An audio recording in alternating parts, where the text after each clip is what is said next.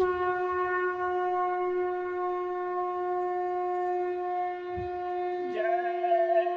गुरुदेव। जय गुरुदेव।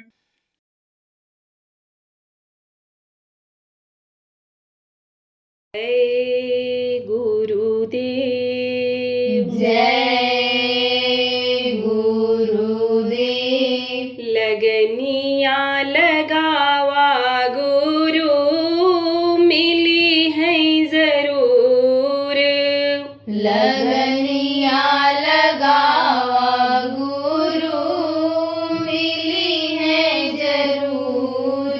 लगनिया लगावा गुरु मिली है जरूर। लगनिया लगावा गुरु मिली है जरूर। लगन लगाई वो मीरा रानी। लगन लगाई वो मीरा रानी। जहरवा के अमृत बनई है जरूर। जहरवा के अमृत बनई है जरूर। लगनिया लगावा गुरु मिली है जरूर। लगनिया लगावा गुरु मिली है जरूर। स्वामी चरण से तू प्रीत कर प्यारे। स्वामी चरण से तू प्रीत कर प्यारे। चरनिया में आसरा दे है जरूर। चरनिया में आसरा दे है जरूर। लगनिया लगावा गुरु मिली है जरूर।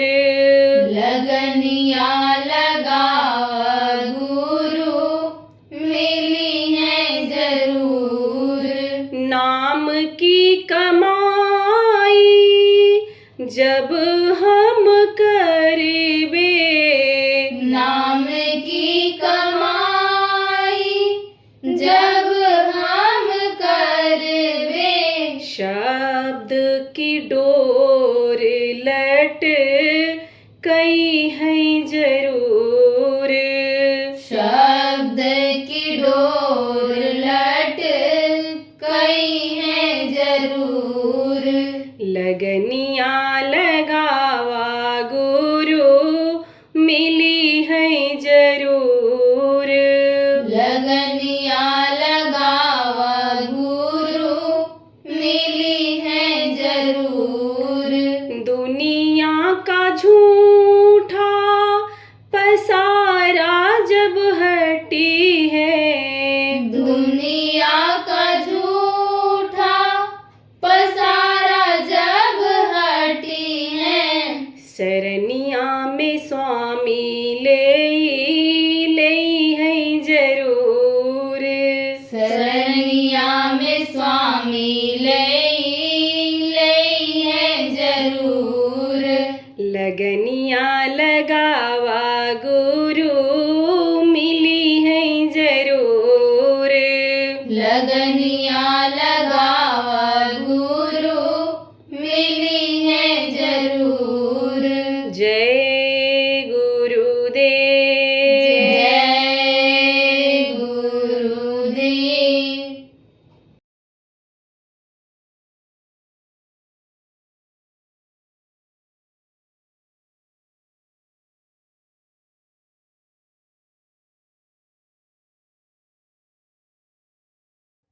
देखो, महात्माओं ने उदाहरण दे दे करके समझाया।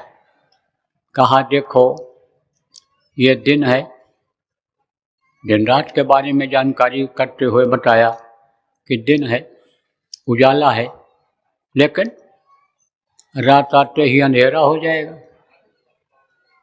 ऐसे ही ये जो समय है दिन का, ये खत्म होगा, रात्रि आएगी। उसी तरह से तुम्हारा ये जीवन है। एक दिन आंख बंद हो जाएगी, अंधेरा हो जाएगा। आंख बंद होने पर अंधेरा हो जाता है, चाहे दिन हो चाहे रात हो। रात में तो अंधेरा रहता ही रहता है, लेकिन दिन में भी आंख बंद कर लो तो अंधेरा हो जाएगा। और जब आंख बंद हो जाएगा तब कोई भी चीज़ तुम्हारे काम आने वाली नहीं है। ये शरीर भी तुम्हारा काम नहीं आएगा। ये बीवी बच्चे पति परमेश्वर जिनको बच्चियों कहती हो, ये ऐसे खड़े खड़े देखते रहेंगे। रिश्तेदार परिवार के लोग देखते देखते ऐसे ही खड़े देखते ही रह जाएंगे। कहते हैं ना, कोई कितना भी बलवान हो, धनवान हो, बहुत बड़े वहदे पर हो, लेकिन मरने वाले को कोई बचा सकता है? कोई नहीं बचा सकता। कहते आस पास योद्धा खड़े, सभी बजावें गाल, और महल से हमको ले चलो, ऐसे वो काल करा। काल का डंका जब बजता है, काल के जब आते हैं नुमाइंदे, यानी जिनको सिपाही कह लो, और वो आवाज़ जब लगाते हैं तब उससे कोई बच नहीं सकता है। जब खाली कराने के लिए आते हैं तो वो खाली करा करके ही ले जाते हैं, दम मारते हैं।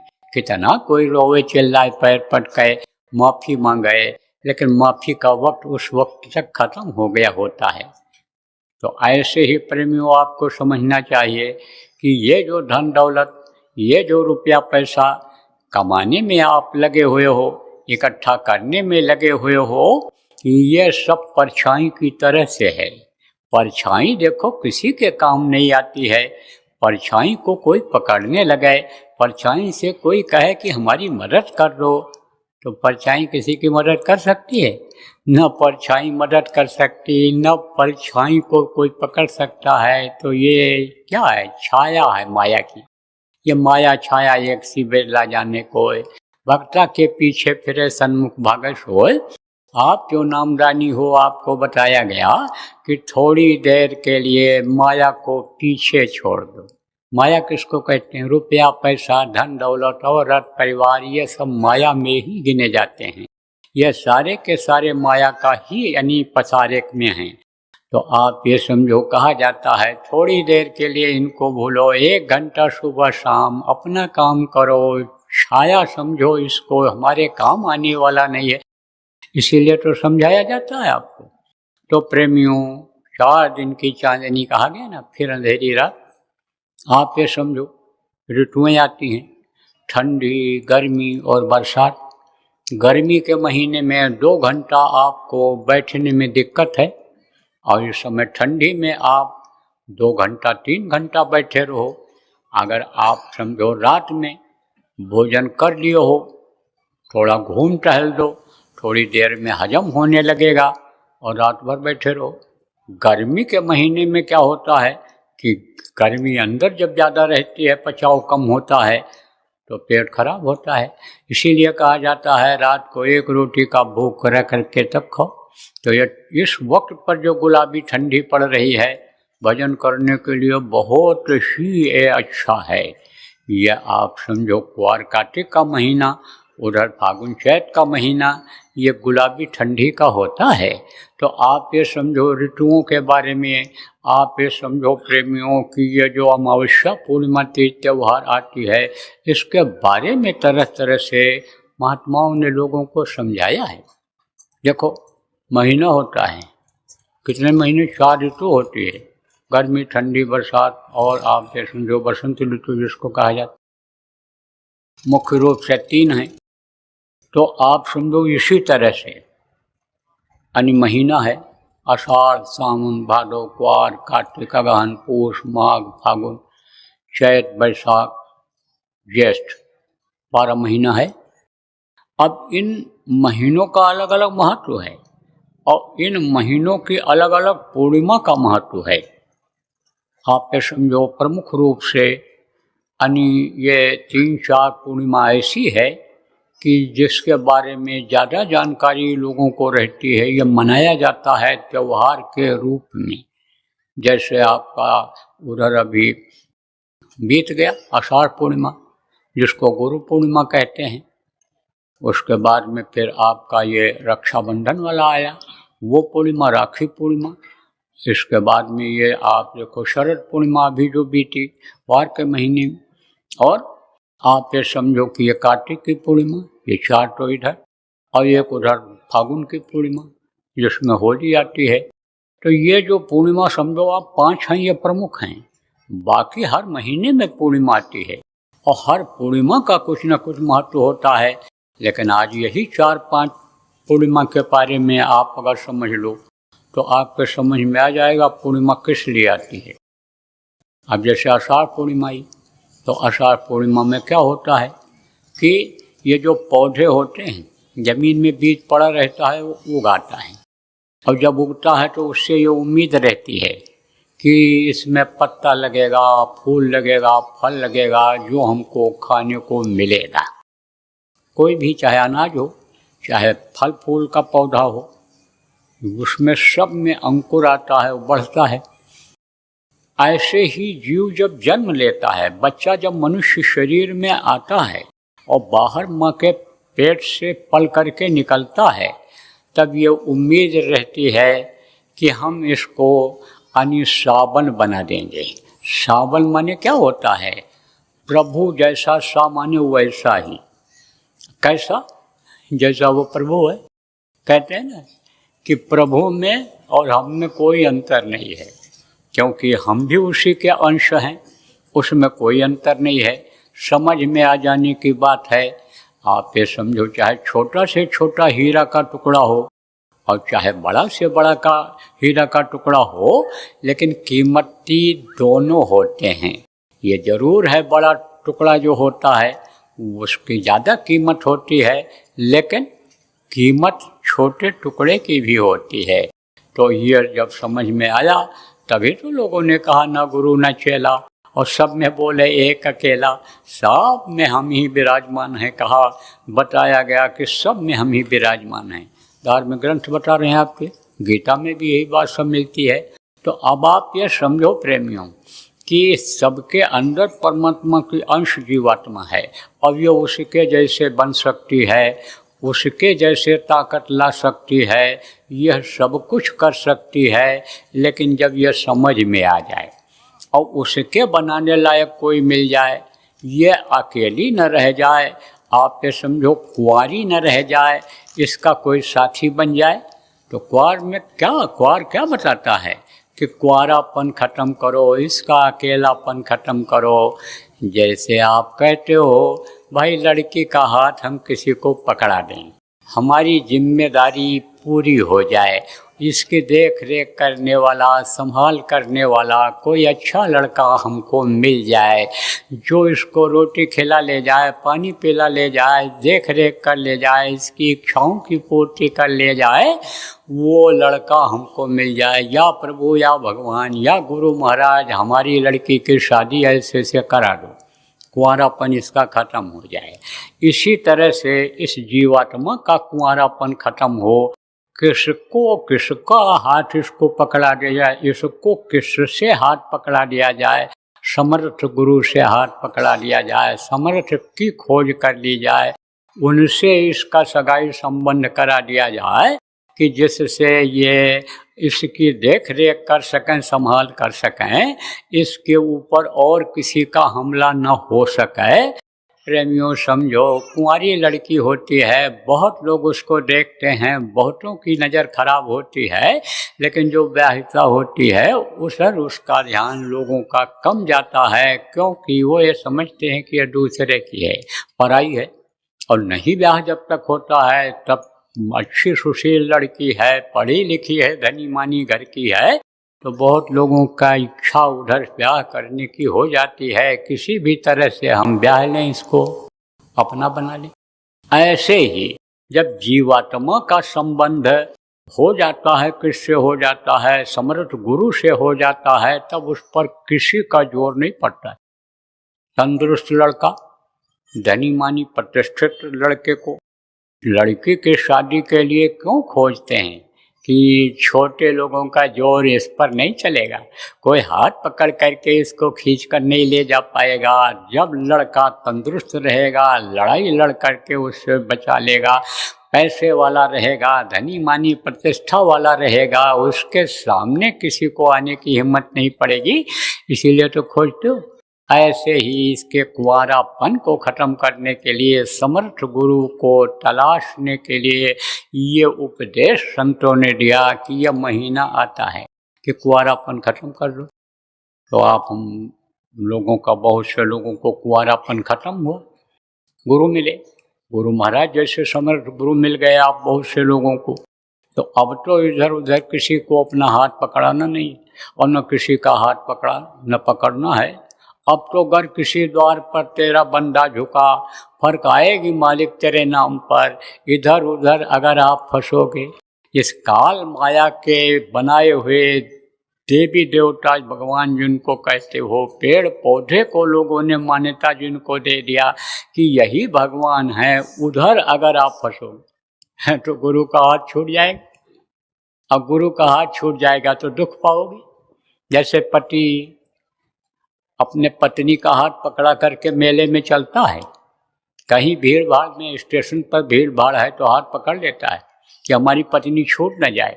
कहता तू पकड़ ले हाथ हमारा, कंधा पकड़ ले, मैं सामान लिए हूँ, कंधा पकड़ ले। और औरत ने अगर छोड़ दिया हाथ, तो औरत जब अकेली पड़ जाएगी तो उसको कोई भी अपनी तरफ आकर्षित करने के लिए, खींचने के लिए कोशिश करेगा, दूसरे के चक्कर में फंस जाएगी। तो ऐसे ही अब ये जो अपनी जीवात्मा है, इसको दूसरे के सुपुर्द मत करो। आप गुरु का हाथ पकड़े हो, गुरु सक्षम हैं, गुरु सब कुछ देने वाले हैं, दाता हैं, वो सब कुछ देंगे, लेकिन उन पर आपका विश्वास तो होना चाहिए। गुरु पर से विश्वास हटा देते हो, गुरु को मस्तक से उतार देते हो, तो कहा गुरु माथे से उतरे शब्द भी ना हो, ताको काल घसीटी है बचा सकें। फिर ये जो काल के जीव हैं वो आपको खींच ले जाते हैं, दुख पाते हो। तो गुरु का हाथ पकड़ो। आप ये समझो कि गुरु के बताए हुए रास्ते पर चलो। कहते तो हो गुरु भक्त हैं, लेकिन गुरु के आदेश का पालन करते हो? देखो, खुद सोचो, आप इतने लोग हो, गुरु महाराज की जो दो चार बातें उन्होंने बताई, गुरु महाराज ने, उसका पालन करते हो? अरे नहीं करते हो। कहते तो हम गुरु से प्रेम करते हैं, गुरु के आदेश पर चलते हैं, लेकिन गुरु के निमित्त आप कितना करते हो? गुरु आपके लिए क्या क्या किए जो आदमी नहीं कर सकता है, गुरु वो आपके लिए किए जो पुराने लोग हो। लेकिन आपने गुरु के लिए कितना किया? कहते तो सब हो गुरु महाराज का है, और जब कोई चीज़ पाने को होता है तब गुरु को याद करते हो। गुरु महाराज हमारा घर हो जाए, गुरु महाराज हमारे पास ज़मीन हो जाए, गुरु महाराज हमारे पास गाड़ी घोड़ा हो जाए, हम खूब प्रचार करेंगे, खूब संकट में जाएंगे, खूब काफिले में जाएंगे। दुआ आशीर्वाद देखो मांगते रहे बहुत से लोग। उदाहरण के तौर पर आपको बताता हूँ, क्या महाराज एक गाड़ी कोई दया हो जाए, हमसे भी पूछ के जाते हैं कि गाड़ी खरीद लें, खरीद लो। किसके लिए लोगे? अपने लिए लेंगे। पूछते हैं गाड़ी किसके लिए लोगे? भाड़े पर चलाने के लिए। कौन चलाएगा? ड्राइवर चलाएगा। तो मना कर दिया जाता है। पूछा जाता है अनुभव है? नहीं अनुभव है। तब लोगे तो धोखा खाओगे। बगैर अनुभव का, बगैर सीखे जब कोई काम करता है तब उसमें धोखा खा जाता है। कमाने के लिए तो करता है, लेकिन घर से भी चला जाता है। इसलिए कोई भी धंधा करना हो, बिजनेस व्यापार करना हो, खेती करनी हो, तो जो हमेशा दफ्तर में कलम चलाता रहा वो हल चला पाएगा खेत में? वो बुआई कर पाएगा? तो उसको पहले सीखो और उसके बाद में तब करो। और जब नहीं सीख पाते हैं तब हो पाता है, फिर तो लड़ाई झगड़ा टेंशन ही पैदा कर लेते। सत्संगियों में भी तो ऐसा होता है। क्या होता है? कोई मेहनत कर रहा, फावड़ा चला रहा है, अब वो देखता है दूसरा आदमी, कहता अभी तक तुमने यही खोदा, इतना ही काम किया तुमने, इतना ही मेहनत किया। अब उसने तो कभी किया नहीं है जो हुक्म डला रहा है, हुक्म चला रहा है, उसने तो किया नहीं। देखो पसीना कितना बह रहा है, कितना मेहनत किया है, कितना आदमी मेहनत किया है, कितना कर पाएगा। तो यह तो जो अनुभव वाला होता है उसको पता चलता है। 4 आदमी नौकरी करते, 3 आदमी, 4 आदमी नौकरी करते थे। कहाँ नौकरी करते थे? दफ्तर में। जब रिटायर हुए तो बोले भाई कोई धंधा किया जाए, बड़ा प्रेम था।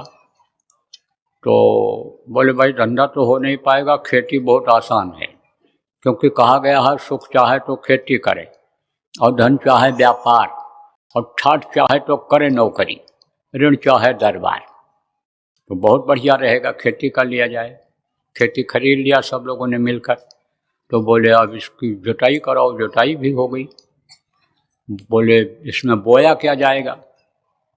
तो उनमें कौन था? एक तो इधर आपके मध्य प्रदेश के थे, और एक थे सरदार जी, और एक था वो पारसी, और एक था अंग्रेज। ये चारों थे, नौकरी करते थे। तो एक ने कहा हम गेहूं बोएंगे, गेहूं बहुत अच्छा होता है हमारे यहाँ। और सरदार जी ने कहा हम कनक बोएंगे। अंग्रेज ने कहा हम व्हीट बोएंगे, और पारसी ने कहा हम गंदुम बोएंगे। बोले नहीं नहीं, अब यह लड़ने लगे। उधर से एक महात्मा जी आ रहे थे, बोले भाई क्यों लड़ रहे हो? बताया उन्होंने। तब बोले ऐसे नहीं, तुम जाओ अपना अपना बीज लेकर आओ, जिनको जो बोना है वो लेकर आओ। अब मध्य प्रदेश के जो थे वो गेहूँ लेकर गए, सरदार जी गेहूँ लेकर गए, चारों गेहूँ लेकर आए। तो बोले देखो गेहूँ ही तो है, भाषा ही तो अलग है, ऐसे लड़ाई होने लग जाती है। अगर कोई सीखे हुए, जाने हुए, अनुभव किए हुए, समझे हुए, बिना विचारे जो करे सो पीछे पछताए, और काम बिगाड़े अपनों जग में होठ हंसाए, फिर तो धोखा हो जाता है। और किसी ने कहा हम अपने लिए गाड़ी लेंगे, अरे ले लो, बहुत बढ़िया है, गाड़ी ले लो, चलाओ। अब गाड़ी लेकर भी आते हैं। उदाहरण देकर बताता हूँ, हमारे पास कोई कमी नहीं है ना, सोचो बाबा मांग रहे हैं। हाँ हमारे पास तो बहुत है। अभी तो हमारे लोग, हमारे ही अन्य संस्था के लोगों ने हमको गाड़ियाँ दे रखी हैं, हम उसी चलते हैं। आपकी बनाई हुई संस्था के लोगों ने, आप लोगों ने दे रखा है। लेकिन उदाहरण के तौर पर बताता हूँ आप, तो गाड़ी की चाबी भी छुआ दिए कि छू लो कि कहीं ये लड़े भिड़े नहीं, कहीं कोई बात न हो इसमें। अब उसकी बात को भूल जाते हैं। चाबी वापस करते समय ये जरूर बताया जाता है कि भाई तेज मत चलाना, लेकिन तेजी में भगने की आदत है लोगों की कि जल्दी पहुंच जाएं, जल्दी पहुंच जाएं। अब उसका कारण क्या है? कारण यही है तेजी से करने वाले, चलने वाले का, कि हम अगर नहीं करेंगे तो हमारा सब कुछ बिगड़ जाएगा। ये नहीं सोचते हैं कि करता करे न कर सके, और गुरु करे सो होए। जो गुरु महाराज करते हैं वो होता है। हमको गुरु के भरोसे हांको गाड़ी, गुरु को याद करके गाड़ी चलाना है। बस गाड़ी कहीं लड़ भिड़ जाती है, कहीं पलट जाती है। आप कहीं हाथ में खरोच आया, सिर में आया, तो कहते हैं देखो बाबा के कहने से हमने गाड़ी खरीदा था, बाबा के कहने से आशीर्वाद लिया था। पत्नी अलग कहती है चाबी छुआ करके लाए थे, तो गुरु महाराज ने मेरी बचत नहीं किया। तो ये कहावत है कि नाचे न जाने आंगन टेढ़ा। कहते हैं नाचने तो जानते नहीं थे नाचना, इधर उधर नाचे घूमे। तो किसी ने कहा ऐसे कैसे नाच रहे हो? बोले ये आंगन जो है जगह टेढ़ी है, इसलिए टेढ़ा टेढ़ा चल रहा हूँ। अब आप ये समझो प्रेम कि ऐसे कह दिया जाए कि गाड़ी लेकर के चलो, जो खरीदे हो हमारे साथ चलो, पूछो कि ये हमको बिठाओ, अरे कहेंगे आप ही की है, तो हमारे साथ चलो। तब कहेंगे हम तो सवारी बैठा के लाए हैं, उतार के आ जाएं। बच्चों को बिठा के लाए महाराज, छोड़ करके आओ में, तब कहीं चले चले। अब ये देखो गुरु भक्ति किसको कहते हैं, गुरुमुख किसको कहते हैं, और मनमुख किसको कहते हैं? जो मन के मुताबिक चलता है, मन देखो उधर चला गया। कहाँ चला गया? जहाँ लगा हुआ है 24 घंटे दोस्ती बनाने में, व्यवहार बनाने में, जहाँ लगा हुआ है परिवार में, मन उधर ही चला जाता है। तो मनमुखता आ जाती है। गुरुमुखता किसको कहते हैं? जो गुरु कहें करो तुम सोई, और मन के कहे करो मत कोई। जो गुरु कहते हैं उसको करना चाहिए। तो मैं आपको बता रहा था कि कुंवारापन तो खत्म हुआ। अब कुंवारापन जब खत्म हुआ तो गुरु ने क्या बताया? कार्तिक में काया के अंदर देखो। क्या देखो? इसी के अंदर सब कुछ है। घट जिसको कहते हैं, घट ही गंगा, घट ही यमुना, घट ही तीरथ, घर ही गंगा, घर ही यमुना, घट में तीरथ, घर में गंगा, घर में यमुना, और घट में सृजनहारा है जो सबका परवरिश करता है, जो सबका पालन करता है, वो सृजनहार घट में ही है। तो काया के अंदर ताको, देखो, इधर से ध्यान को हटाओ और अंदर की तरफ देखो।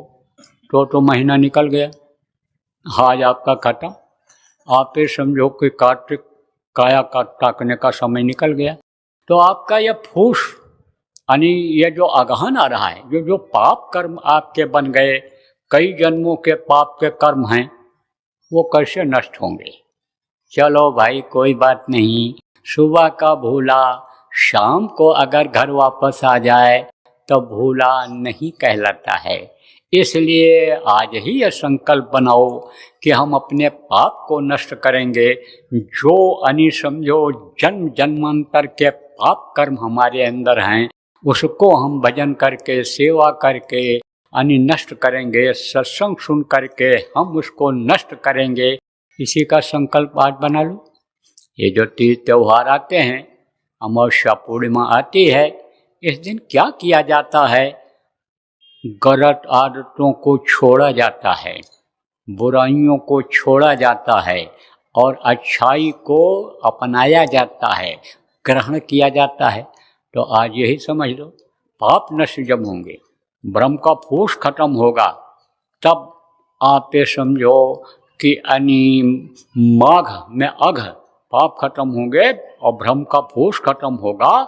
और आप ये समझो तब फागुन आप बन जाओगे कि उनके गुण आप में आ जाएंगे। किसके गुण? जैसे मैंने आपको बताया कि भजन करने से ये जो नाम की कमाई है, इसको करने से क्या होता है कि प्रभु की ताकत इस जीवात्मा में आ जाती है।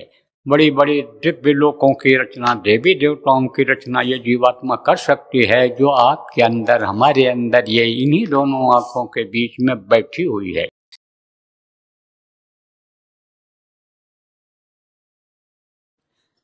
इस भारत देश जैसे धार्मिक देश में बच्चे और बच्चियों का चरित्र का गिरना और इनकी नशे की आदत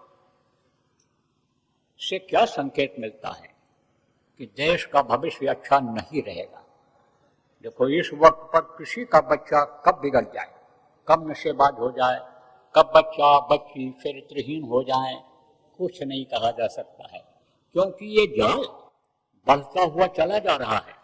भारतीय संस्कृति को ही लोग खत्म कर देने में लगे हुए हैं, और जो लोग इसको बचाने में लगे हैं, उन्हीं के बच्चे, वही लोग इसमें इन्वॉल्व हैं। तो आप ये सोचो कि क्या होगा इनका बच्चों का।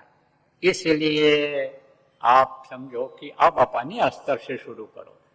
लड़का हो चाहे लड़की हो, उसका ध्यान रखो, उसको समझाओ, बताओ। न समझ में आता हो, सत्संगों में लाओ, साप्ताहिक सत्संगों में ले जाओ, प्रचार प्रसार में ले जाओ। जैसा साथ पड़ेगा उसी हिसाब से उसमें परिवर्तन आएगा। जय गुरुदेव।